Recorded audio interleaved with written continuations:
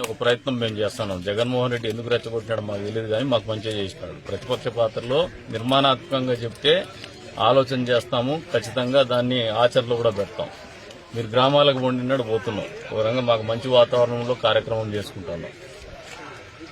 ఏదైతే నిన్నటి రోజున మాట్లాడినాడు, రప్ప ఆడిచ్చేసేయండి, రప్ప అని చెప్పి గంగమ్మ తల్లికి జాతరలో కదా పొట్టేళ్లు తలలు నరికినట్టు నరుకుతామనేది ఒక మాజీ ముఖ్యమంత్రి మాట్లాడాల్సినటువంటి మాటలు కాదు, ఆయన స్థాయి అయినటువంటి మాటలు కూడా కాదు. ప్రజలందరినీ అన్ని గమనిస్తూ ఉంటారు, వింటూ ఉంటారు.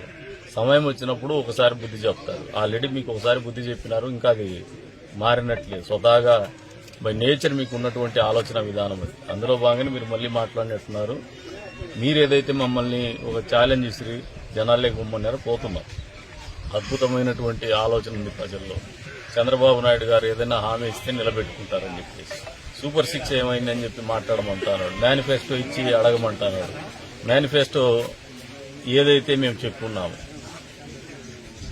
ఆల్మోస్ట్ ఇప్పటికి మొదటి సంవత్సరంలోనే పెన్షన్స్తో మొదలు పెడితే, ల్యాండ్ టైటిలింగ్ యాక్ట్తో మొదలు పెడితే, మెగా డిఎస్సితో మొదలు పెడితే, అంతే స్థాయిలో దీపం పథకం 2 కొనసాగిస్తే, ఈ రోజున మొన్న తల్లికి వందనము కొనసాగింపు జరిగితే, ఇప్పుడు మళ్లీ అన్నదాత సుఖీభవ అందించేటువంటి కార్యక్రమం ఈ నెలలోనే జరగబోతోంది.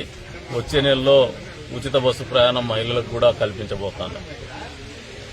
అదే జగన్మోహన్ రెడ్డి ప్రశ్నించే హక్కు ఉందా లేదా ఆలోచన చేసుకోవాలా. జగన్మోహన్ రెడ్డి పార్టీకి వాళ్ళ కార్యకర్తలు పెన్షన్ 3,000 రూపాయలు ఇస్తా అని చెప్పి ఎన్నికల్లో హామీ ఇచ్చి 5 సంవత్సరాల పాటు కొనసాగిస్తూనే పెంచుకుంటూనే పోతా అని చెప్పి 5 ఏళ్ల తర్వాత 3,000 రూపాయలు ఇచ్చినటువంటి ఘనత జగన్మోహన్ రెడ్డి. ఇచ్చినటువంటి మాట కట్టుబడి మొదటి నెలలోనే 3,000 ప్లస్ 4,000 3,000 రూపాయలు మాట ఇచ్చిన రోజు నుంచి కూడా మేము డబ్బులు ఇస్తామని చెప్పి మాట చెప్పి 7,000 రూపాయల పెన్షన్తో మొదలుపెట్టి దాన్ని కొనసాగిస్తున్నటువంటి ఘనత చంద్రబాబు నాయుడు.